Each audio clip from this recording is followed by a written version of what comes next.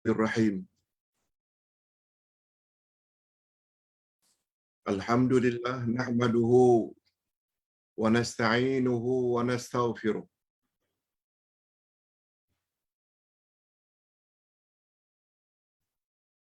Wa na'udzu billahi min shururi anfusina wa min sayyiati a'malina.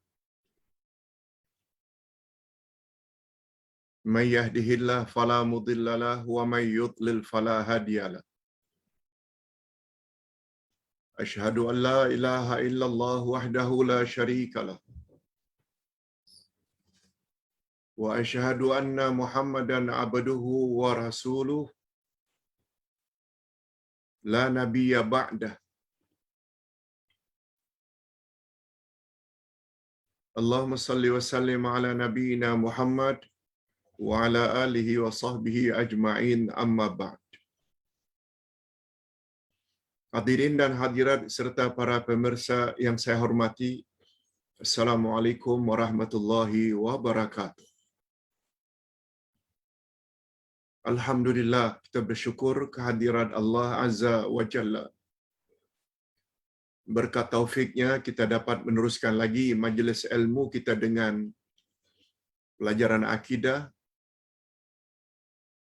bahagian kedua atau bahagian terakhir dari pembahasan puak Qadariyah.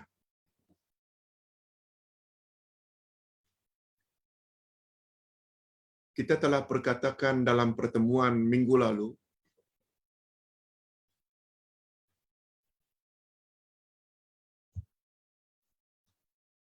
bahwa salah satu dari puak-puak sesat yang diancam neraka oleh Nabi Muhammad sallallahu alaihi wasallam dari sekian banyak termasuk Qadariyah.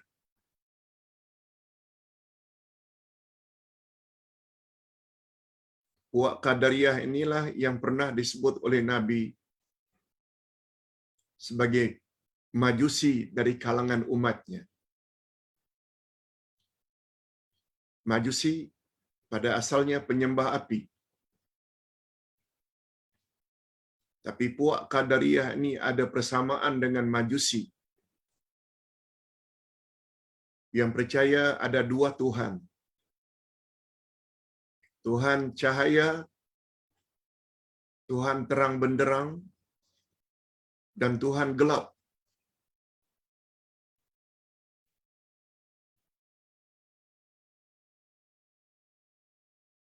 Tuhan yang mencipta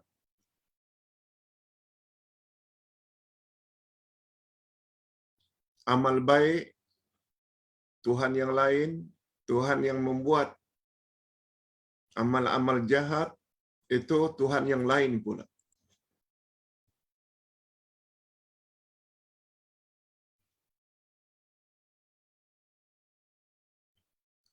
Qadariyah berkeyakinan bahawa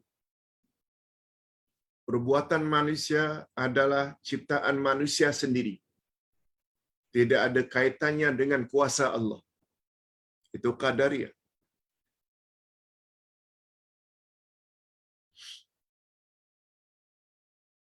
Yang kedua, akidah Qadariyah, Allah Subhanahu wa taala tidak mengetahui apa yang manusia akan lakukan pada masa akan datang.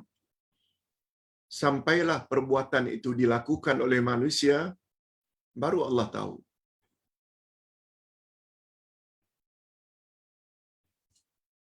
Ini keyakinan utama dari kalangan Qadariyah.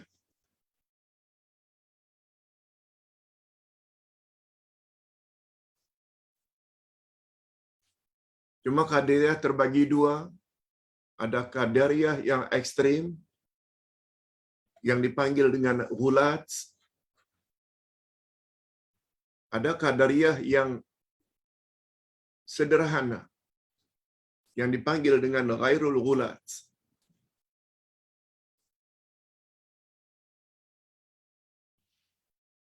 Puak Qadariyah bukan saja menggunakan akal, karena pucuk pimpinan mereka pada umumnya berasal dari golongan Mu'tazilah. Itu sebabnya Qadariyah dipanggil juga dengan Mu'tazilah.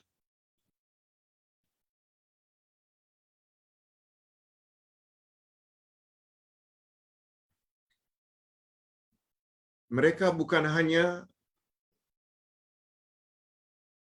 banyak berdalilkan akal,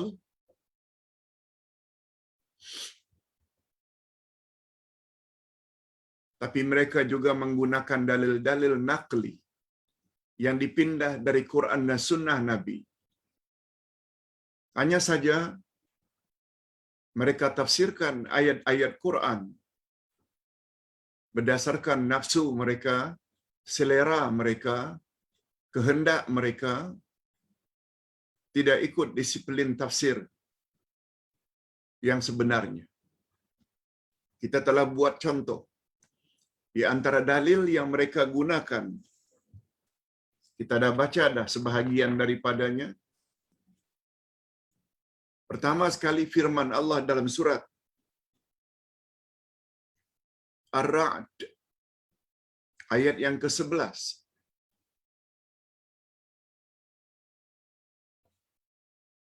Allah Subhanahu wa taala berfirman, A'udzubillahi minasyaitonir rajim. Innallaha la yughayyiru ma biqaumin hatta yughayyiru ma bi anfusihim. Sesungguhnya Allah tidak merubah keadaan sesuatu kaum sehingga mereka merubah keadaan yang ada pada diri mereka sendiri. Kata mereka, bukankah ayat ini dengan jelas mengatakan bahwa penentu nasib kita adalah kita sendiri. Tidak jadi orang baik, tidak jadi orang jahat, kita sendiri. Tak ada kena-mengena dengan kuasa Allah. Yes, demikian mereka memahami. Sepintas lalu, bagi umat Islam yang berpahaman Ahlus Sunnah wal Jamaah yang tidak belajar tafsir, mereka akan terima bulat-bulat tafsiran Qadariyah. Mereka akan katakan, oh iya, ya tak iya juga ya. Padahal tafsiran Ahlus Sunnah wal Jamaah beza. Nanti kita akan jelaskan. Dalil yang kedua ayat 29 dari surat Al-Kahfi. Wa qulil haqqu mir rabbikum faman syaa'a falyu'min wa man syaa'a falyakfur. Katakan hai Muhammad kepada umatmu, kebenaran yang aku bawa datangnya dari Tuhanmu. Siapa di antara kamu yang ingin beriman, silakan beriman. Siapa di antara kamu yang ingin memilih kafir, biarkan mereka kafir, wahai Muhammad. Nah, bukankah ini memberi makna segala-galanya itu terserah pada diri kita? Tak beriman ke atau tak mau beriman? Kita yang penentu. Bukan Allah. Begitu tafsiran mereka.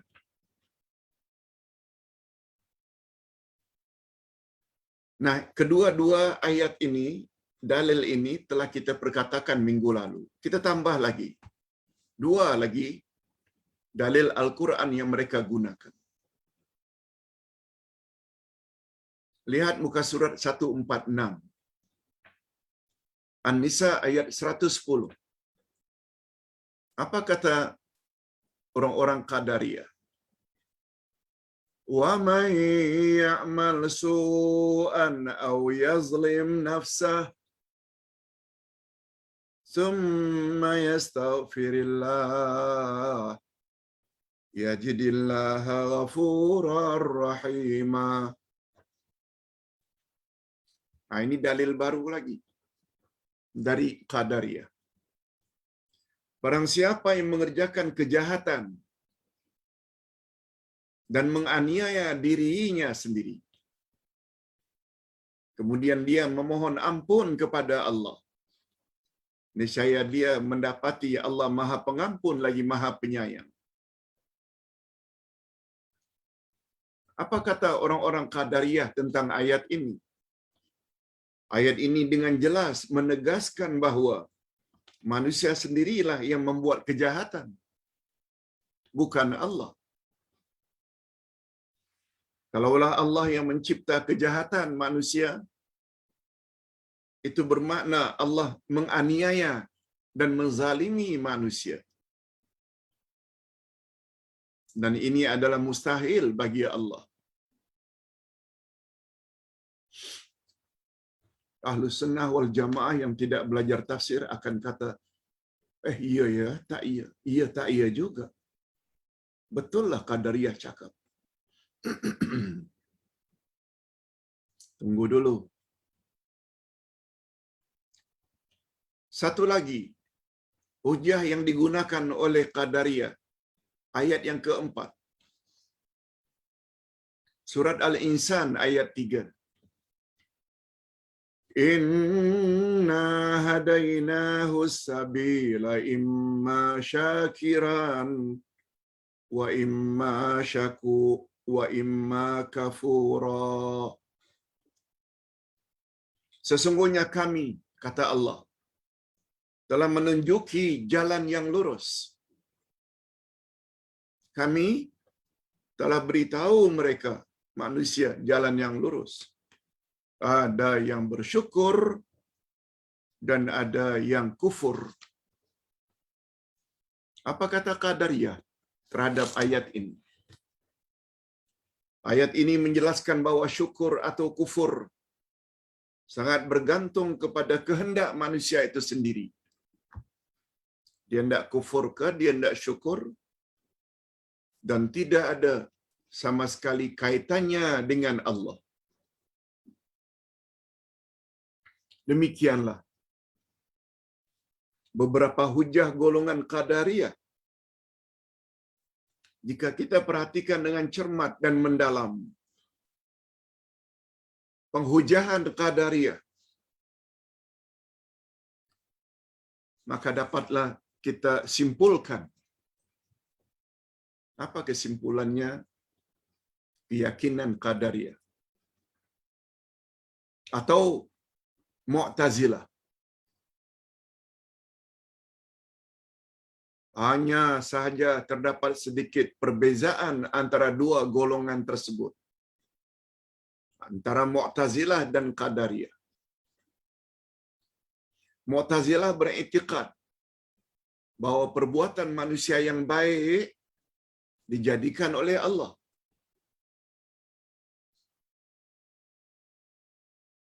Dan perbuatan yang buruk tidak dijadikan oleh Allah.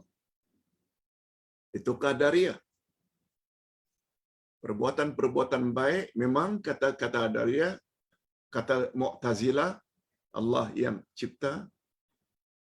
Tapi perbuatan-perbuatan yang buruk bukan Allah yang cipta. Bukan Allah yang menjadikan. Itu Mu'tazilah.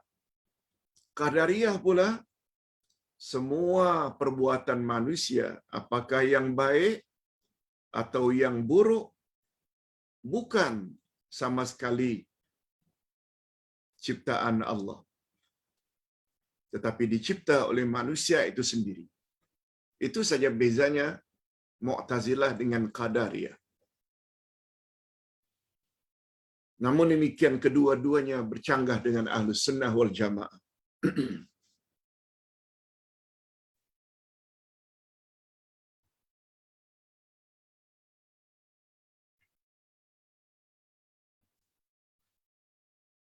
Timbul pertanyaan.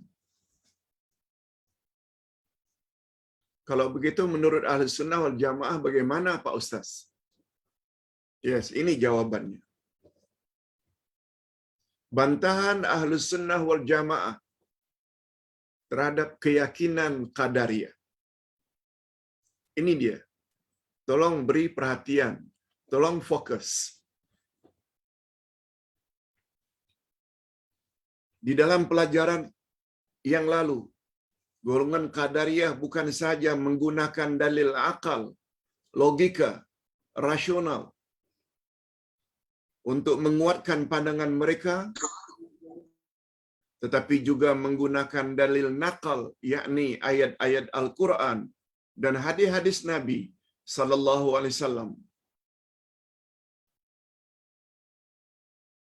Di situ di antara lain bezanya Qadariyah dengan Mu'tazilah. Mu'tazilah akal saja. Qadariyah selain akal juga ayat Quran. Ringkasnya di antara akidah golongan Qadariyah yang sangat berbeza dengan Ahlus Sunnah wal Jamaah. Pertama sekali, manusia mencipta perbuatannya sendiri, bukan Allah. Satu.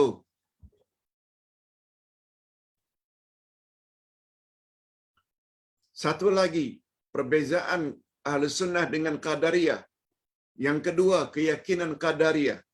Allah tidak mengetahui apa yang akan manusia lakukan.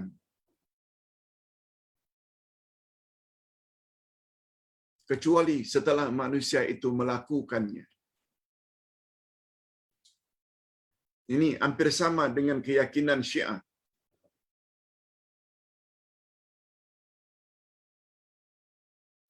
Yang kita panggil dengan Aqidatul Bada'. Ahlus Sunnah tak macam itu. Allah mengetahui yang dulu, Allah mengetahui yang sekarang, dan Allah juga mengetahui perkara-perkara future. Itu Ahlus Sunnah. Kita teruskan. Bagi golongan Ahlus Sunnah wal Jamaah, hendaklah berhati-hati dan terus berwaspada dalam hal ini, karena golongan Qadariyah telah menafsirkan ayat-ayat Al-Quran dan hadis-hadis Nabi menurut hawa nafsu mereka dan bukan menurut disiplin ilmu Ahlus Sunnah wal Jamaah. Oleh sebab itu, agar kita jangan terperangkap dan terpengaruh dengan fahaman dan tafsiran golongan sesat Qadariyah, maka dirasakan sangat perlu di sini didedahkan dalil-dalil dan sekaligus bantahan Ahlus Sunnah wal Jamaah terhadap golongan tersebut.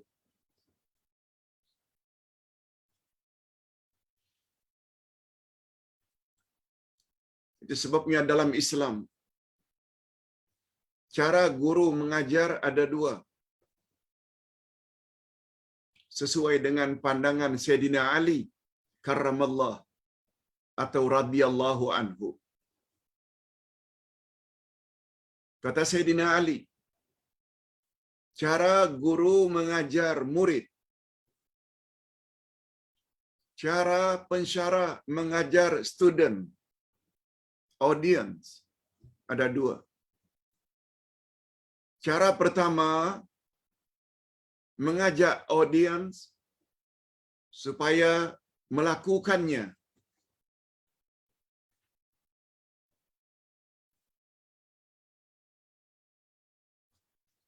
Ajaran sedemikian namanya ta'limud doa. Ta'lim, mengajar, doa maknanya mengajak supaya melakukannya. Salatlah, puasalah, tutup auratlah. Keluarkan zakat bila cukup nisab dan haul. Pergi haji dan umrah apabila telah mampu. Itu namanya ta'limu doa. Mengajak agar diikuti. Satu lagi, ta'limul inzar. Guru mengajar supaya kita berhati-hati. Supaya audiens waspada. Supaya para jamaah jauhi. Nah, ta'lim itu namanya ta'limul inzar.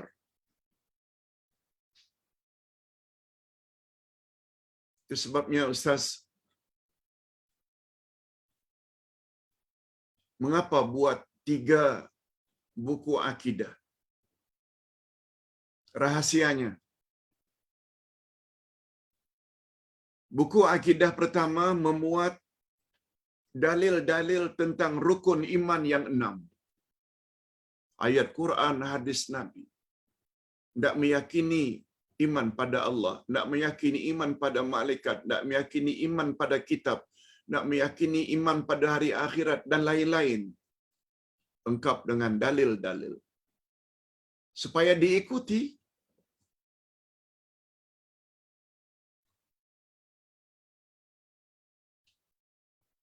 Sebab Ustaz punya prinsip sama dengan prinsip imam-imam mazhab. Prinsip ya, bukan ilmu.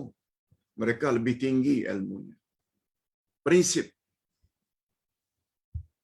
Apa di antara prinsip imam-imam mazhab kita? Imam Abu Hanifah, Imam Malik, Imam Asy-Syafi'i, Imam Ahmad ibnu Hanbal. Mereka semua berkata, aku tidak reda orang mengikuti aku. Sehingga mereka mengetahui dalil-dalil yang aku gunakan.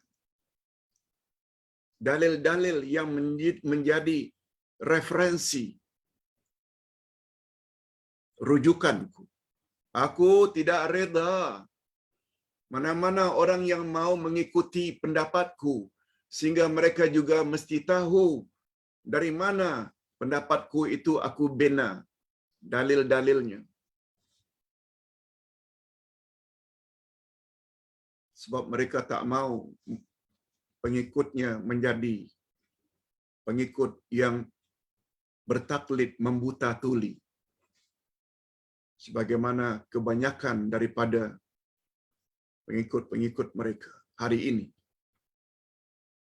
Ustaz punya prinsip yang sama. Dalam buku Akidah 1, Ustaz ada sebut iman pada Allah. Ini dalilnya ayat Quran. Ini dalilnya hadis Nabi.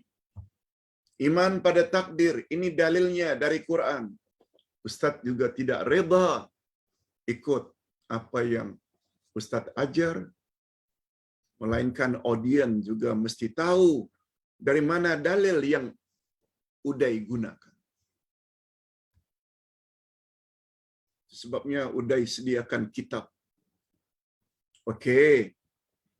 Buku pertama akidah membawa kandungan ta'limud doa agar ikut.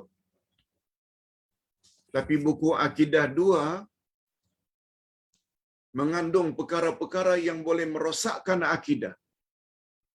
Sihir, syirik, tiara, tabarruk, tawasul, takdis, menyembah kubur.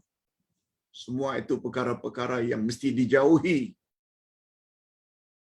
Nah, matlamat akidah yang kedua adalah ta'limul inzar, supaya kita berhati-hati, kita mengetahui itu supaya kita jangan terlibat dengan syirik.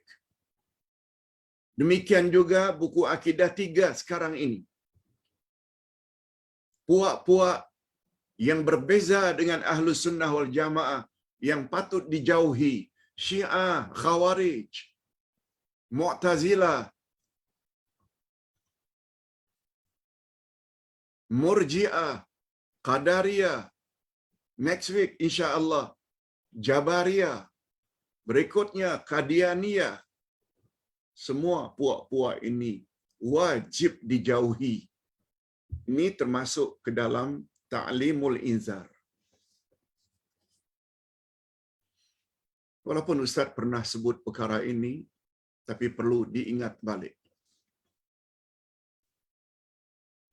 Diharap para jemaah jangan bosan untuk diulang balik. Maklum, student yang sedang ikut ini bukan muda sangat pun. Lebih kurang umur Uday aja. 50, 55, 60, 65, 70, 80. Dah suka lupa-lupa, perlu diulang lagi. Jadi matlamat kita belajar buku akidah 1 adalah ta'limud doa supaya kita ikut. Kita belajar buku akidah 2 dan 3 supaya kita jauhi.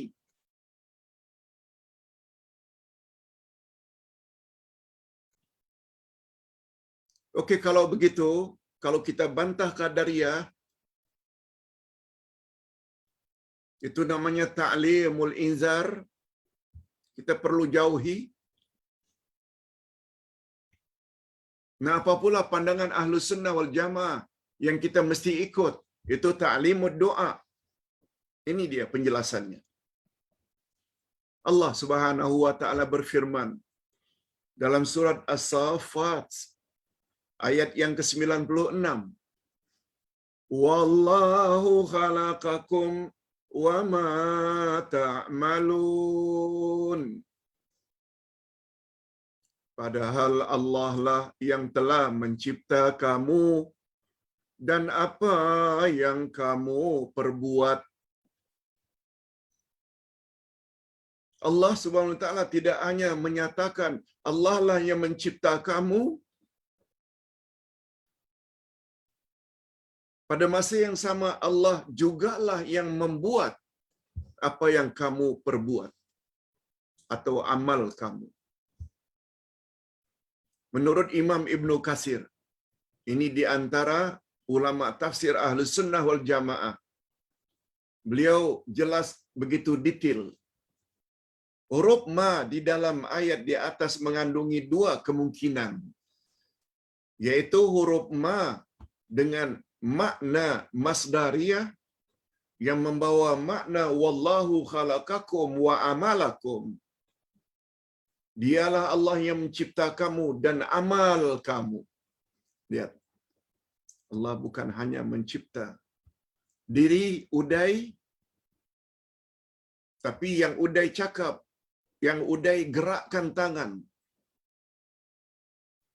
Ini semua Allah Subhanahu wa taala yang jadikan. Huruf ma yang kedua pula membawa makna isim mausul, yaitu allazi, membawa makna wallahu khalaqakum wallazi ta'maluna. Dialah Allah yang mencipta kamu dan yang kamu kerjakan. Dan kemungkinan yang pertama adalah lebih kuat dan lebih tepat. Walaupun maknanya hampir sama, yang ringkasnya, Allah bukan hanya menjadikan diri kita, tapi segala yang muncul dari diri ini juga Allah yang menciptanya.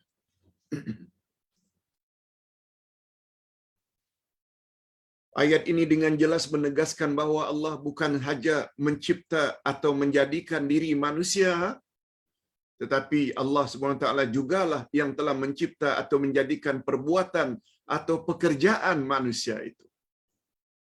Hakikat ini diperkuatkan lagi dengan hadis Nabi sallallahu alaihi wasallam.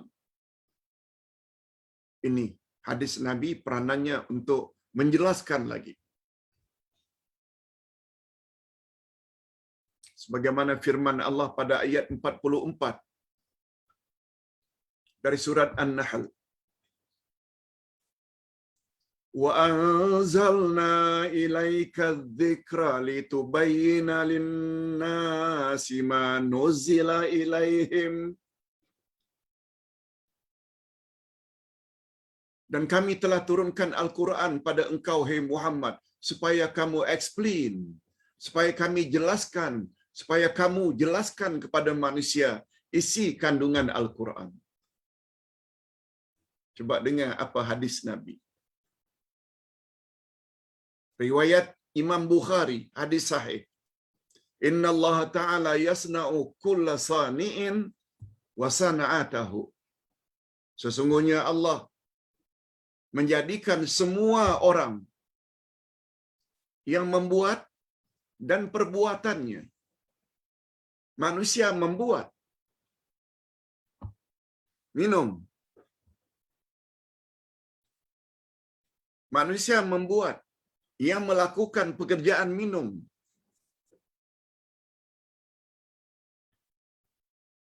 Pelaku ini insan Allah yang cipta. Juga apa yang dibuat oleh insan yaitu minum juga adalah perbuatan Allah.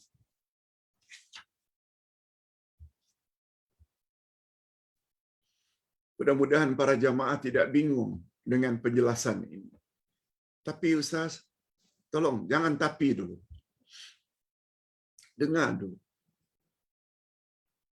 Pada penghujung nanti Ustaz akan jawab satu soalan yang berkaitan dengan perkara ini.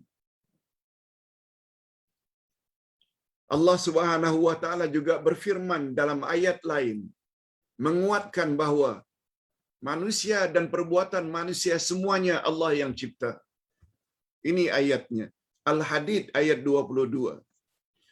Ma asaba min musibatin fil ard wala fi anfusikum illa fi kitabim min qabli an nabra'aha inna dzalika 'ala Allahi yasir.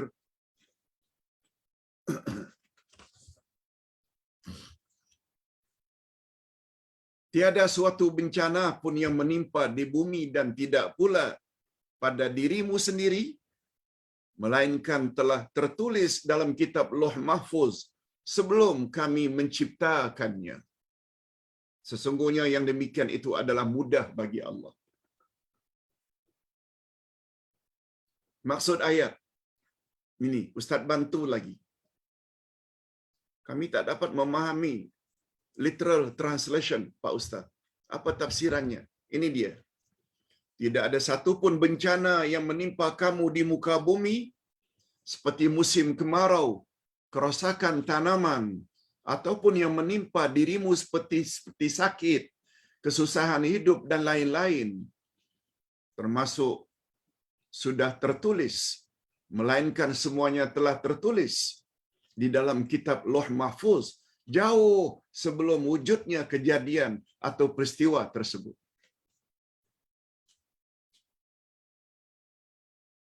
Semua ini kerja Allah. Termasuk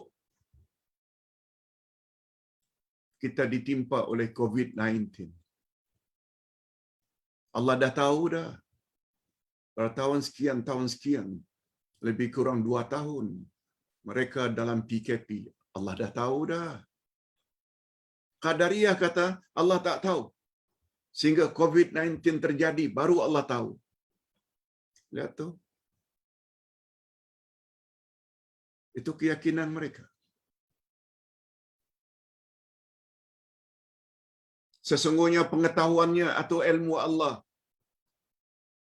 tentang makhluk ciptaannya itu sebelum wujudnya dan penulisannya atau kitabah di dalam Lauh Mahfuz, apa yang akan berlaku adalah sangat mudah, yasirun bagi Allah. Karena dia maha mengetahui apa yang telah berlaku, apa yang akan berlaku, dan apa yang tidak akan berlaku. Semua Allah tahu. Ini bercanggah lagi dengan pahaman Qadariyah. Ayat ini sangat jelas menerangkan kepada kita bahawa Allah maha mengetahui segala-galanya. Dia mengetahui apa yang akan kita kerjakan sebelum pekerjaan itu kita lakukan. Sebelum pekerjaan itu kita lakukan, Allah dah tahu dah. Abdullah Yasin, setelah ceramah nanti kamu akan pergi ke mana? Pergi ke mana? Kondisi kesihatanmu akan sihat ke atau akan sakit? Semua Allah tahu.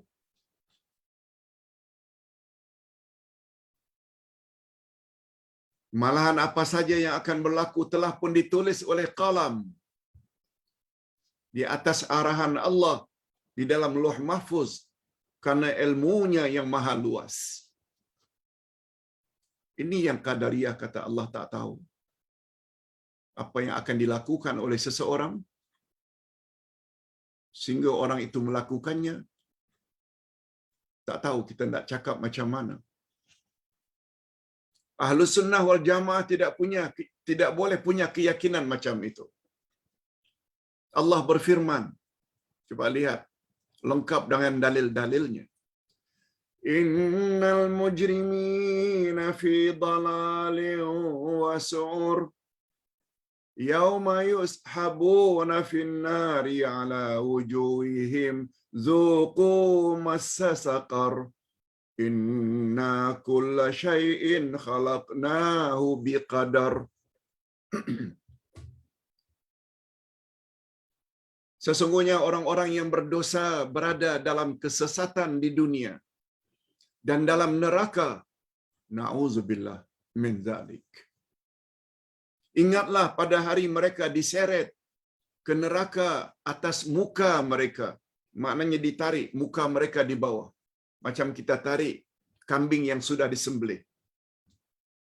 Na'udzubillah min dzalik. Dikatakan kepada mereka, rasakan olehmu sentuhan api neraka. Sesungguhnya kami menciptakan segala sesuatu menurut ukuran. Maknanya Allah dah tahu segala-galanya. Maksudnya, ini tafsirannya. Sesungguhnya orang-orang yang bergelumang maksiat seperti syirik dan dosa-dosa lainnya di dalam kesesatan di dunia, yakni sesat tentang keilmuan dan sesat tentang amalan. Ilmu tak punya, ingin beramal. Akhirnya amalnya jadi salah. Itu sebabnya mengapa ada buku macam ini. Karena kita mesti ada ilmu. 12 panduan beribadat.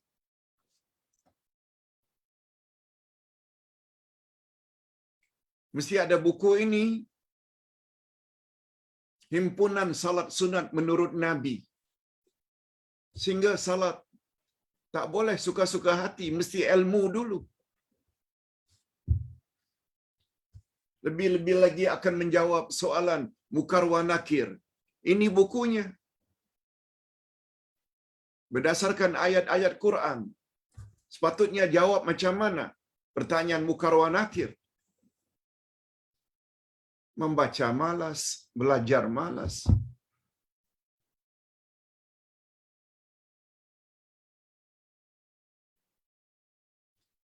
Hadirin dan hadirat. Amal tak akan sempurna kalau tidak ada ilmu. Itu sebabnya kaedah menyebut al-ilmu muqaddamun 'alal qawli wal 'amal. Ilmu mesti dimiliki dulu, baru bercakap dan baru beramal. Sebab ilmu akan menuntun kita. Tentu saja dalam hal ini, dalam bab akidah, dalam ibadat, rujukan utama kita Al-Quran dan Sunnah Nabi.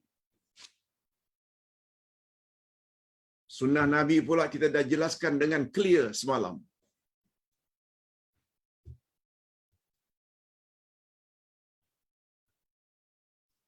Ucapan Nabi, perbuatan Nabi dan takrir Nabi. Ketetapan Nabi. Sungguh banyak orang-orang awam dipesongkan oleh sesetengah ustaz. Apa salahnya?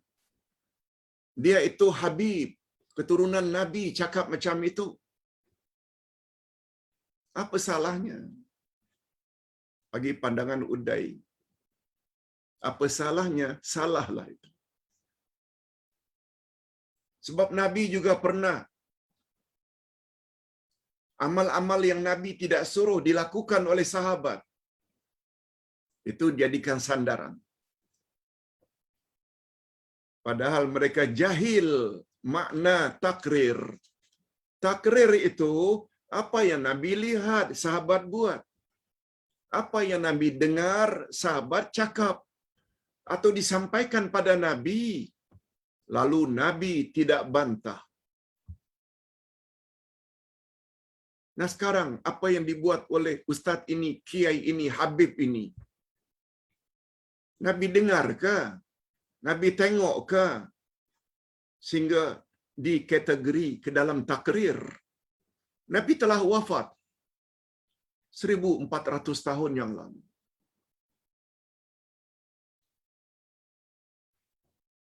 Jadi kejahilan bukan hanya di kalangan orang-orang awam yang begitu mudah dipengaruhi. Ustaz-ustaz tersebut pun tak faham makna takrir. Karena apa? Karena kedegilan dan kejahilan. Nanti Ustaz akan jawab. Di antara perkara bid'ah berlaku, penyebabnya dua saja. Jahil dan degil.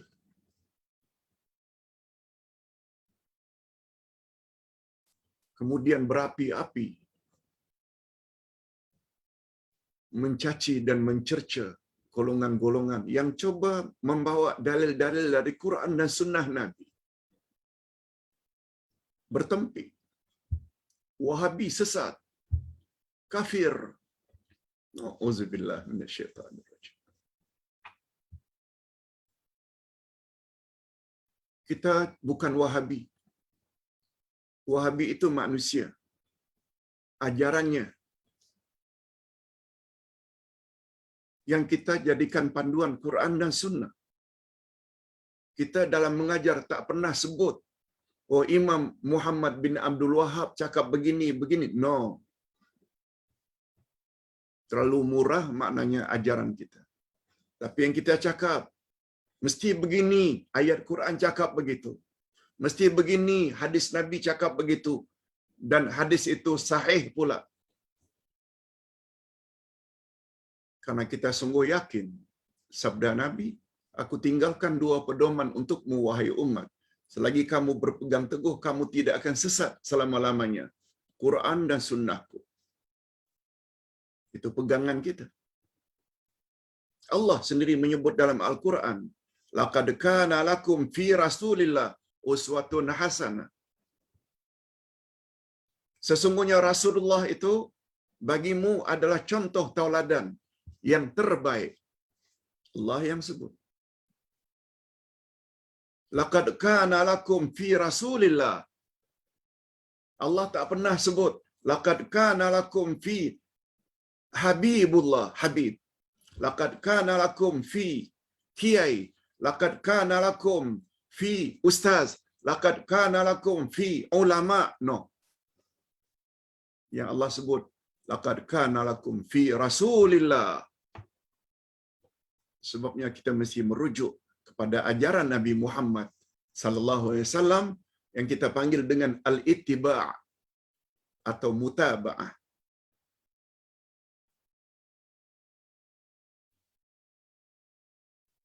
Menurut pahaman Ahlus Sunnah wal Jamaah, iman kepada takdir mencakupi 4 martabat. Ini telah kita bahas pada buku 1, yaitu ilmu Allah, tulisan, kehendak, dan ciptaan.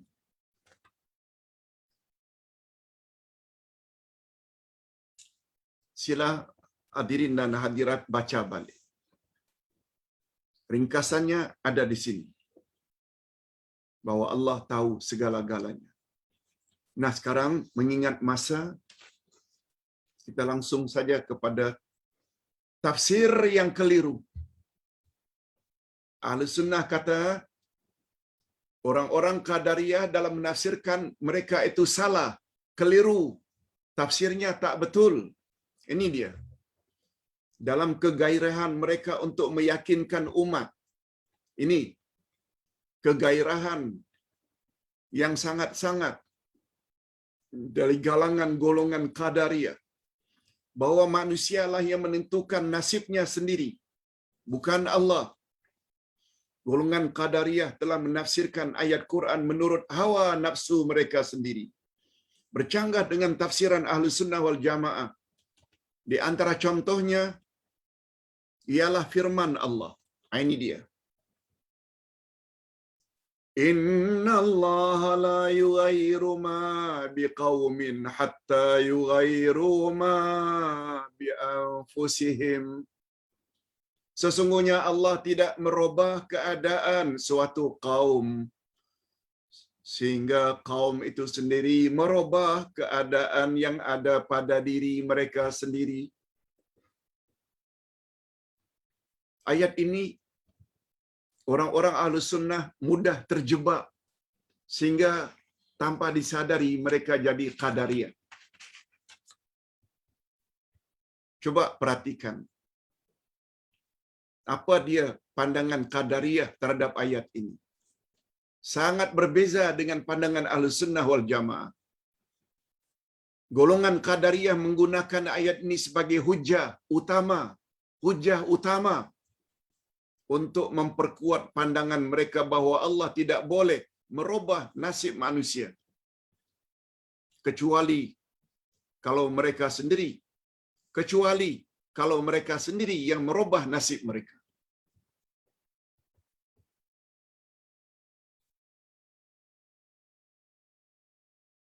Sampai-sampai ibu bapa atau guru-guru kita pun ada yang mengatakan, ayah, ibu tak boleh merubah nasibmu nak, kecuali kamu sendiri mesti rubah. Tanpa disadari ada unsur Qadariyah di situ.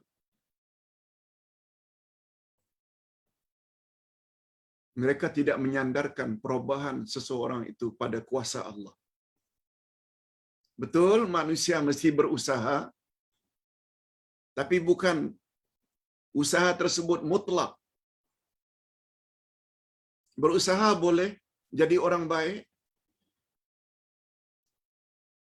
tapi usaha saja tidak cukup. Itu antara lain falsafah iyyaka na'budu wa iyyaka nasta'in. Kita mesti berusaha jadi orang baik. Kalau selama ini minum arak, tinggalkan minum arak. Kalau selama ini dedah aurat, tinggalkan dedah aurat di khalayak ramai. Betul usaha, tapi semua itu tidak akan kesampaian tanpa pertolongan Allah, tanpa bantuan Allah. Yes, itu dia Ahlus Sunnah wal Jamaah. Kita teruskan. Qadariyah mendakwa kekuasaan Allah dalam hal ini sudah tiada lagi. Ya, tiada lagi. Karena dia telah memberi kuasa merubah nasib itu sepenuhnya kepada manusia. Padahal ayat tersebut menurut tafsiran Ahlus Sunnah wal Jamaah, ini dia tafsiran Ahlus Sunnah wal Jamaah. Macam mana Pak Ustaz? Sengaja Ustaz bolkan bahawa Allah tidak akan mengambil nikmat, bahawa Allah tidak akan mengambil nikmat atau kesehatan yang telah Allah anugerahkan kepadamu, wahai hamba-hamba Allah, sehingga hamba-hambanya itu merubah keadaan mereka daripada mentaati Allah kepada durhaka kepada Allah. Itu dia tafsiran yang betul. Betul tak Allah Subhanahu Wa Taala cipta kita ini? Yes, nikmat tak? Betul tak Allah beri kita kesihatan? Nikmat tak?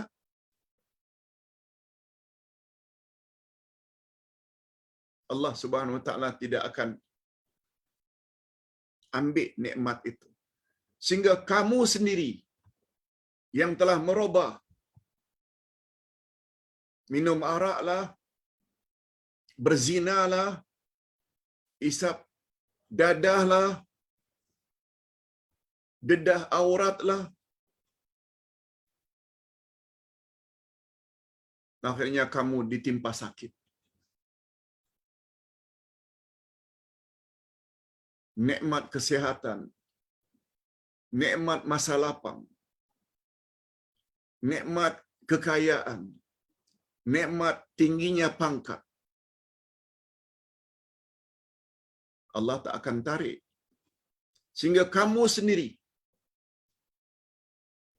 yang telah merubah nikmat Allah itu daripada mulia, yang pada asalnya taat pada Allah, lalu kamu terlibat rasuah. Jangan salahkan Allah. Kamu mencuri.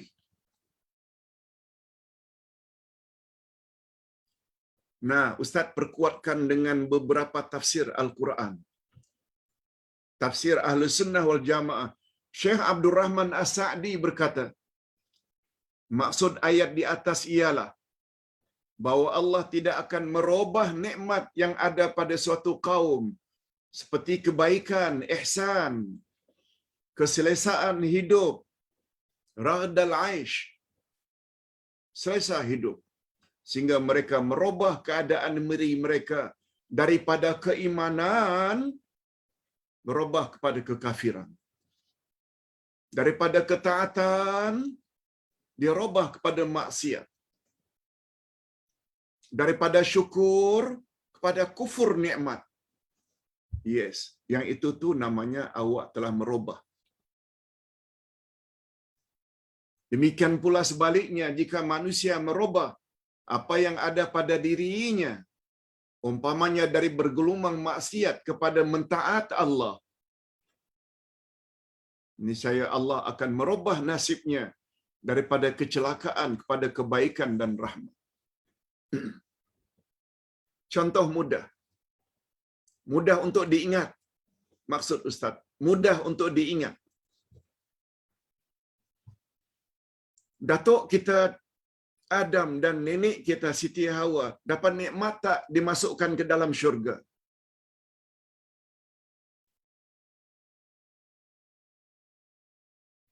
Makanlah, minumlah apa yang ada di dalam syurga. Nikmat tak?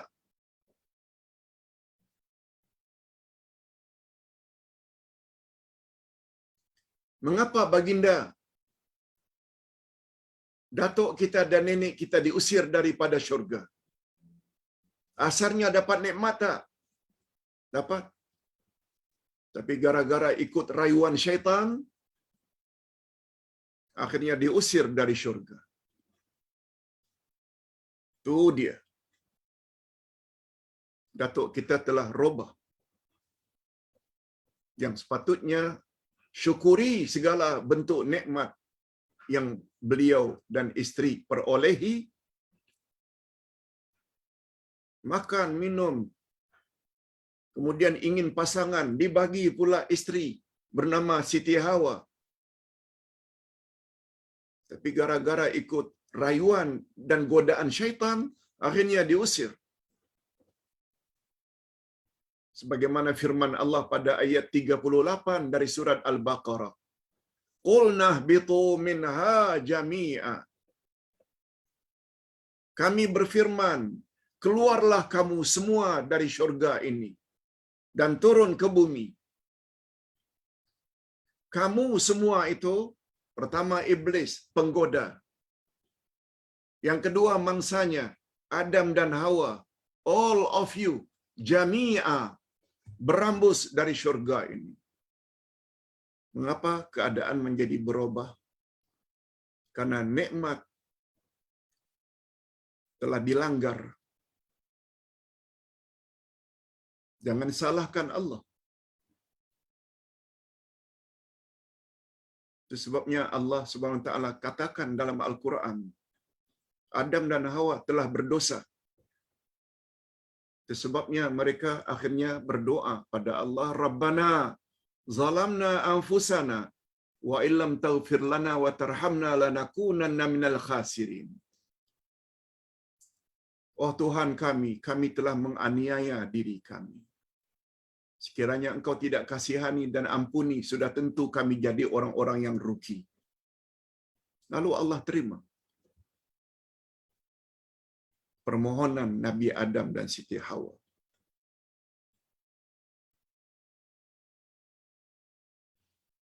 Kita ambil satu lagi ulama Ahlus Sunnah dalam menafsirkan ayat. Syekh Muhammad Amin Asy-Syangqiti. Kata beliau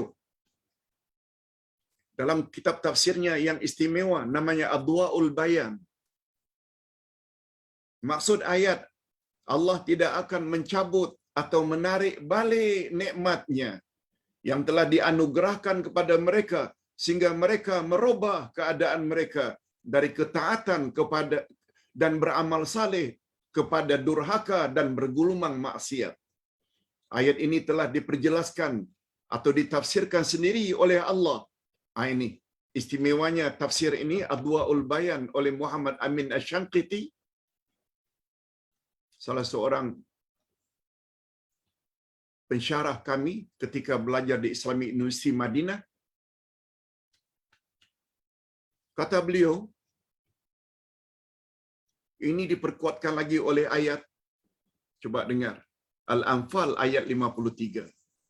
Zalika bi anna Allah lam yakum ghairan ni'matan an'amaha ala qaum hatta yughayyiru ma bi anfusihim wa anna Allah sami'un alim. Yang demikian, yakni siksaan itu adalah karena sesungguhnya Allah sekali-kali tidak akan merubah suatu nikmat yang telah dianugerahkannya kepada suatu kaum hingga kaum itu merubah apa yang ada pada diri mereka sendiri.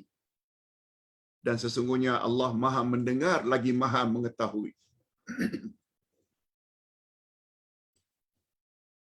Itu sebabnya Allah Subhanahu wa taala dalam ayat lain pernah memberi ancaman, antara lain ayat 7 surat Ibrahim. Ayat ini cukup popular. La in syakartum la azidannakum wa la in kafartum inna azabi lasyadid.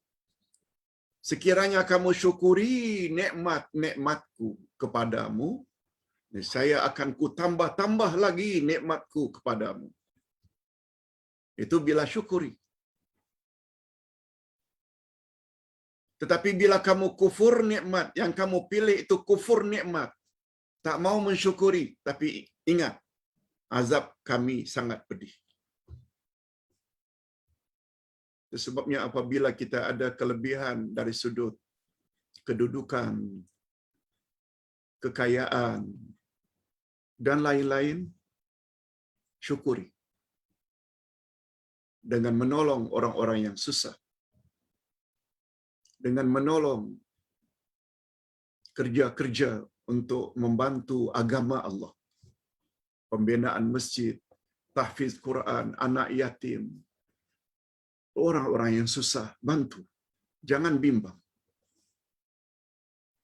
Tidak ada orang yang miskin karena sedekah. Apalagi bila kita memahami konsep ini. Keadaan jadi berubah karena kamu sendiri yang merubah. Dari sepatutnya mentaati Allah menjadi kufur pada Allah. Yang sepatutnya syukur menjadi kufur. Yang sepatutnya mentauhidkan Allah jadi syirik. Yang sepatutnya bantu orang-orang yang kerja untuk menyebar ajaran Allah, lalu kamu musuhi.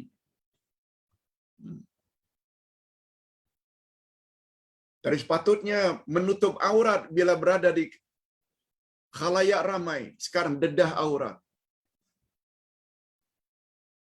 Jangan salahkan Allah. Bila nanti dikubur, kamu akan diazab. Di akhirat akan dilempar dalam api neraka. Jangan salahkan Allah. Nah, satu lagi.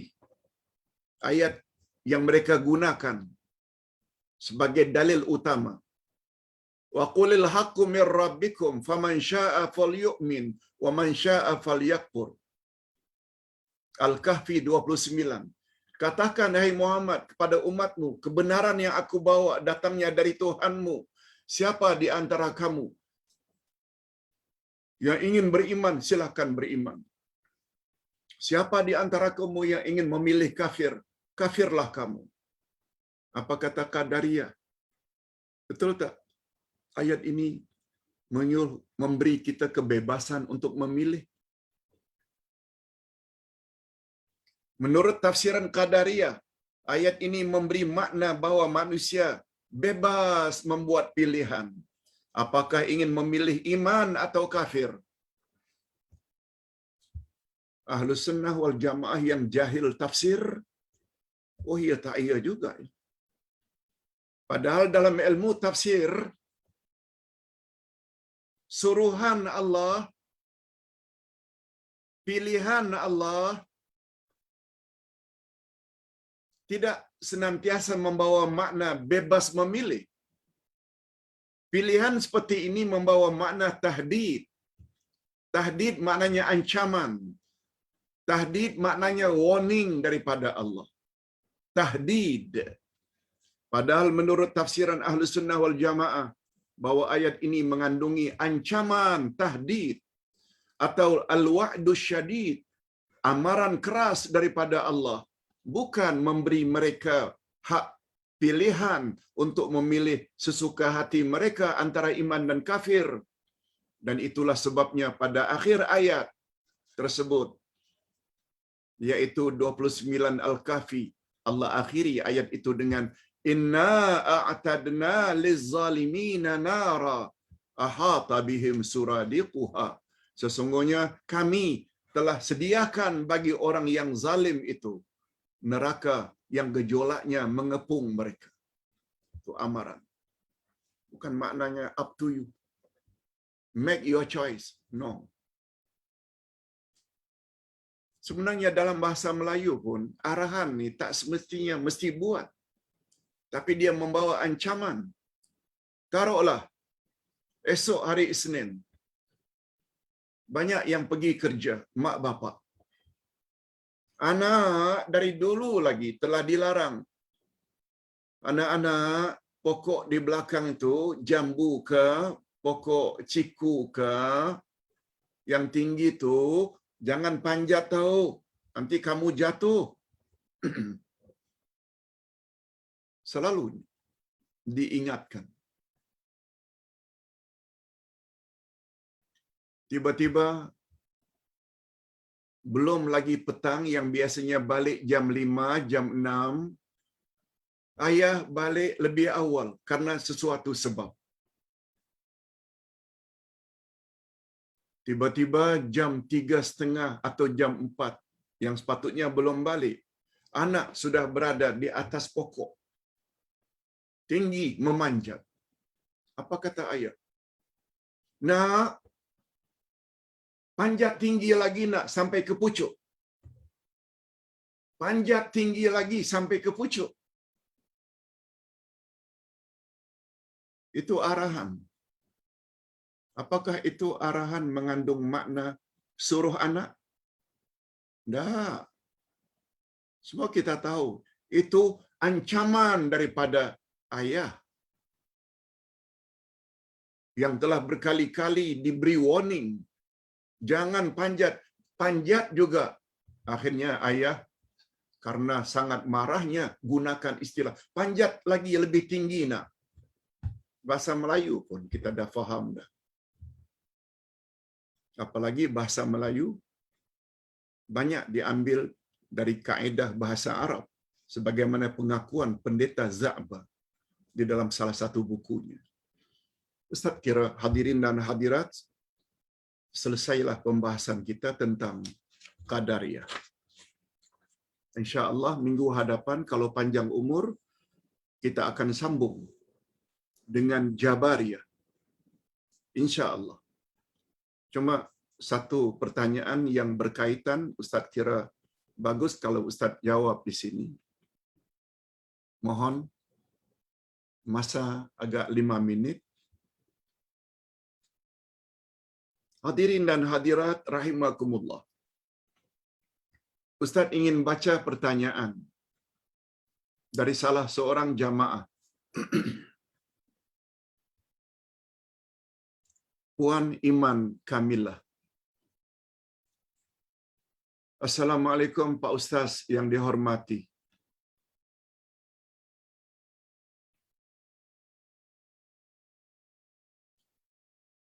Ustaz ada doa dan saya selalu juga berdoa macam ini. Yang bunyinya, sesungguhnya yang baik itu datang daripadamu ya Allah. Dan yang jahat itu datang dari diri kami sendiri. Oleh sebab itu ampunilah dosa kami di atas kealfaan kami. Saya ingin bertanya Pak Ustaz, sebab Qadariyah beranggapan yang baik hanya datang dari Allah dan yang jahat dilakukan oleh yang empunya diri. Tiada kaitan daripada kekuasaan atau takdir Allah. Mohon pencerahan Pak Ustaz.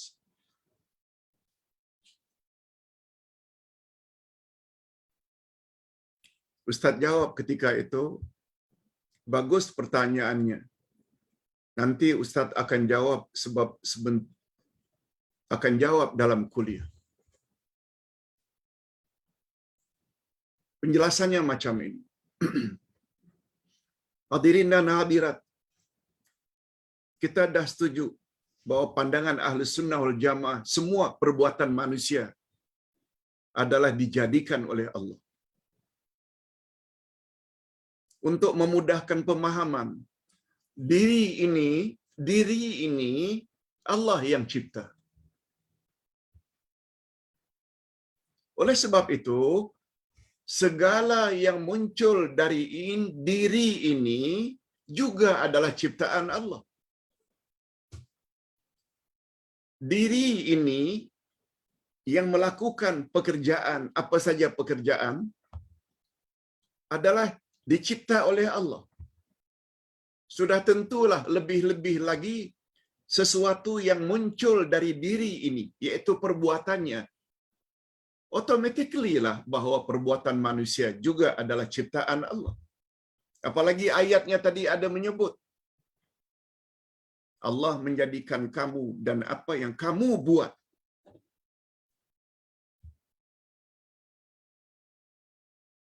Menurut akal, menurut dalil Quran, sunnah Nabi,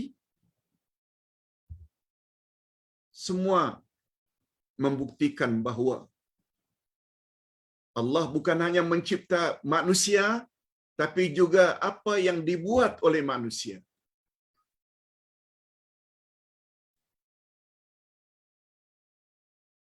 Itu sebabnya, mungkin perkara ini belum Ustaz singgung. Mengapa manusia salat, puasa, zakat, haji, sedekah, wakaf, mereka layak mendapat pahala? Why? Kalau semua yang mereka buat itu adalah perbuatan Allah.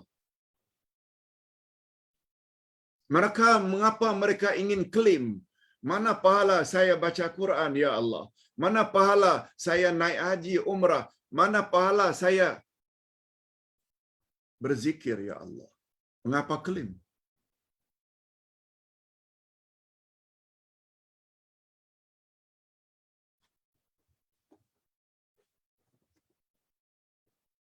Atas sebab itu,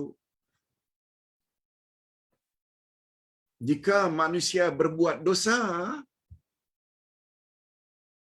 manusia juga layak dihukum dan diazab. Dengan kata lain, walaupun perbuatan manusia itu adalah perbuatan Allah, tapi Allah Subhanahu wa taala ambil kira. Mungkin itu tepat dalam bahasa Melayunya, Allah ambil kira.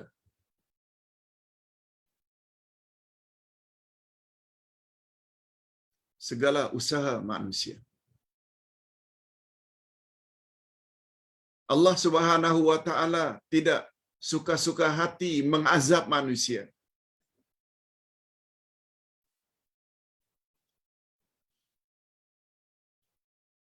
Itu sebabnya berdasarkan ayat 38 dari surat Al-Baqarah, setelah Allah usir manusia Adam dan Hawa dan iblis dari syurga ke permukaan bumi, apa kata Allah sambungan ayat? Fa imma ya'tiyannakum minni huda, akan datang kepadamu wahai manusia dan jin, penghuni bumi, petunjuk daripada aku. Siapa yang ikut petunjukku, mereka tak perlu takut menghadapi masa depan dan mereka tidak perlu bersedih hati meninggalkan dunia bila mati. Apa makna petunjuk di sini? Kelak akan aku datangkan petunjukku kepadamu, hei penghuni bumi. Ulama tafsir Ahlus Sunnah wal Jamaah mengartikan petunjuk itu ada dua, yaitu rasul demi rasul diutus untuk membimbing manusia dan jin. Yang kedua, kitab demi kitab diturunkan untuk menjadi pedoman manusia. Allah bukan zalim, Allah adil. Nah, zaman Nabi Musa, Allah turunkan Musa, diangkat menjadi rasul. Turunkan Taurat untuk jadi panduan umat manusia zaman itu. Datang era Isa, angkat Isa sebagai rasul. Turunkan Injil untuk panduan umat zaman itu. Datang era Rasul akhir zaman, diangkat Muhammad sebagai rasul. Diturunkan Quran untuk dijadikan pedoman.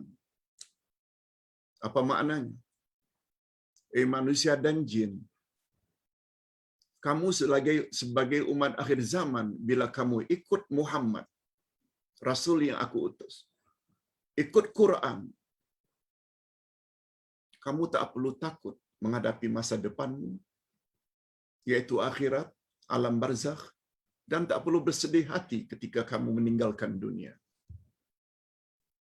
Ayat ini ni ayat yang paling utama bagi pandangan Ustaz, supaya kita tidak perlu takut dan tidak perlu sedih dalam hidup ini, yaitu berpegang sajalah pada Quran dan Sunnah. Ayat 38 dari surat Al-Baqarah. Nah, walaupun kita setuju segala perbuatan yang kita buat, baik dan buruk, itu adalah perbuatan yang Allah Subhanahu wa taala jadikan, namun Allah sudah beri kita bimbingan, rasulnya. Kalau ingin masuk syurga, buat ini. Jika kamu langgar ini, kamu tempatmu akan ke neraka. Sebagaimana firman Allah dalam surat Al-Isra. Apa kata Allah? Kami tidak akan azab hamba-hamba kami, sehingga kami utus terlebih dahulu kepada mereka rasul-rasul kami. Kita diberi akal, boleh fikir mana baik, mana buruk. Nah, adapun pertanyaannya, macam mana Pak Ustaz kalau segala-galanya Allah yang mencipta, termasuk perbuatan kita? Tak bolehkah kita katakan yang baik itu adalah daripada Allah, yang buruk datangnya dari diri sendiri? Coba dengar baik-baik jawabannya. Kata ulama tafsir, boleh hukumnya. Semata-mata karena adab, sopan santun kepada Allah. Allah Subhanahu wa taala berfirman, Allahu khaliqa kulli syai. Allahu khaliqu kulli syai. Allah lah yang mencipta segala-galanya. Lihat surat Az-Zumar ayat 62. Allahu khaliqu kulli syai. Allah lah yang mencipta segala-galanya. Apa maksudnya? Bukan hanya manusia. Perbuatan manusia juga adalah ciptaan Allah. Tetapi, ini dia. Di sini perlunya kita belajar akidah. Tetapi, demi kesopanan kita, adab kita terhadap Allah, kita tidak boleh kaitkan keburukan itu dengan Allah.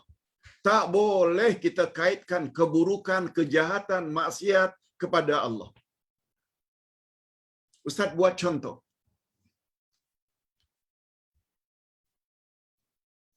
Dalam surat Al-Kahfi, betul tak Nabi Musa pernah mendakwa dirinya adalah orang yang paling alim di atas muka bumi? Sehingga Allah tegur, kata Allah, ada lagi orang yang lebih alim daripadamu, hai Musa.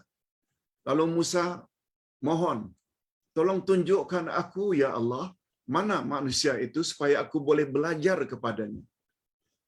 Allah kata, kamu carilah menyusur pantai Di pertemuan dua lautan kamu akan jumpa manusia itu. Lalu Musa pun berjalan bersama muridnya. Berjalan. Sampai di pertemuan dua lautan,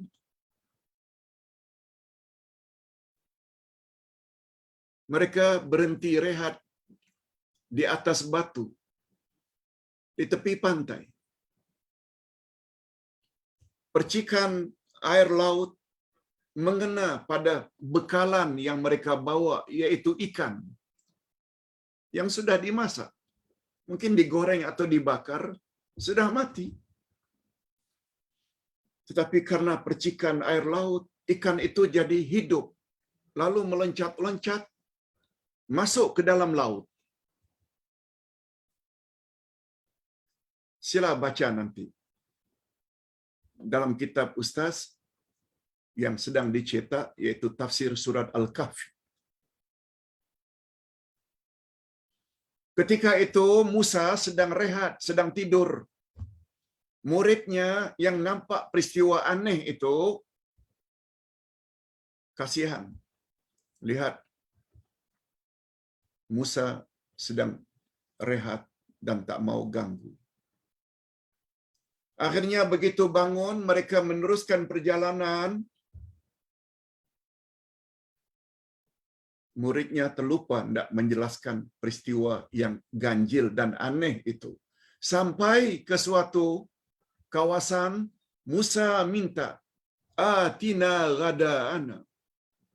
Wahai muridku, tolong keluarkan our lunch. Ghada'ana, yaitu makan tengah hari kita. Ketika itu, baru muridnya teringat, subhanallah, wahai Musa, aku terlupa tadi hendak memberitahu kepada Tuan bahwa ikan bekalan kita begitu kena percikan air laut, dia jadi hidup, meloncat-loncat akhirnya masuk laut. Saya segan hendak membangunkan Tuan memberi perkara sebenar. Dan setelah Tuan bangun pun lupa hendak menyampaikannya. Lalu muridnya berkata, Allah sebut dalam Al-Quran, ayat 63 dari surat Al-Kahfi. Apa kata muridnya? Wa ma ansanihu illa syaitan an azkurah. Wahai Musa, tidaklah yang melupakan daku kecuali syaitan, sehingga aku tidak ingat untuk menyampaikannya kepada Tuan. Betul tak murid Musa itu membangsakan yang melupakan itu syaitan, bukan Allah?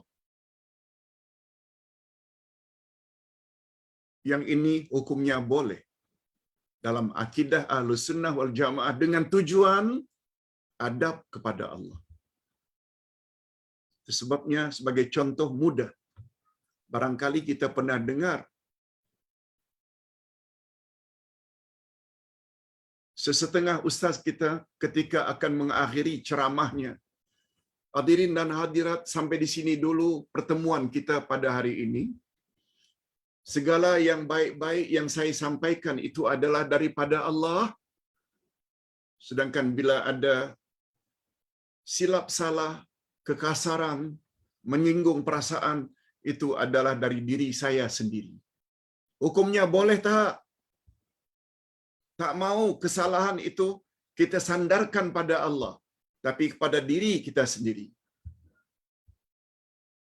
Ustaz ketika belajar di Madinah dulu tanya kepada Tuan Syekh.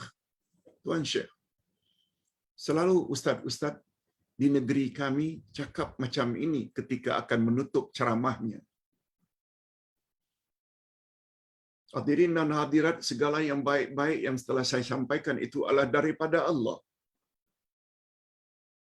Tetapi segala kekurangan, kekasaran itu dari diri saya sendiri.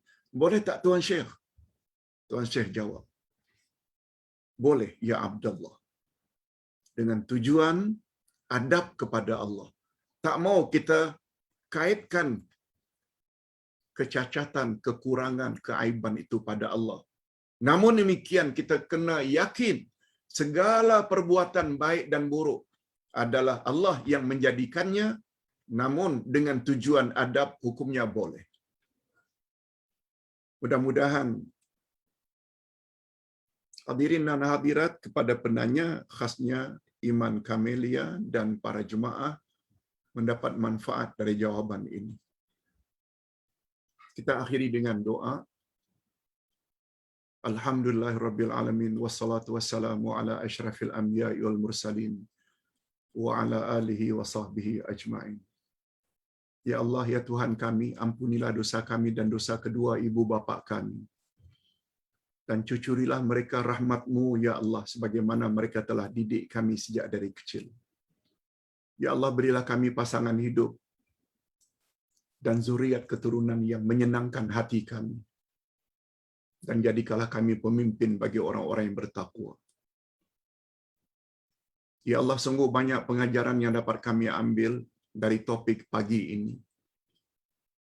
Oleh sebab itu, berilah kami kekuatan untuk terus berpegang teguh dengan akidah Ahlus Sunnah wal Jamaah.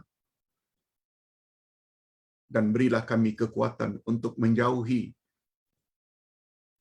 keyakinan-keyakinan atau kaedah-kaedah mazhab selain Ahlus Sunnah wal Jamaah. Apakah itu Syiah, Khawarij, Mu'tazilah, Murji'ah, Qadariyah. Na'udzubillah min dzalik. Allahumma khtim lana bi husnil khatimah wa la takhtim alina bi su'il khatimah. Ya Allah, akhirilah hidup kami dengan akhir yang baik, dan janganlah akhiri hidup kami dengan akhir yang tidak baik. Untuk itu, ya Allah, berilah kami dorongan untuk senantiasa menambah ilmu, lebih-lebih lagi yang berkaitan dengan akidah. Wa sallallahu ala nabiyyina Muhammad wa ala alihi wa sahbihi ajma'in walhamdulillahirabbil alamin. Subhanakallahumma wa bihamdik asyhadu an la ilaha illa anta astaghfiruka wa atubu ilaik. Assalamualaikum warahmatullahi wabarakatuh.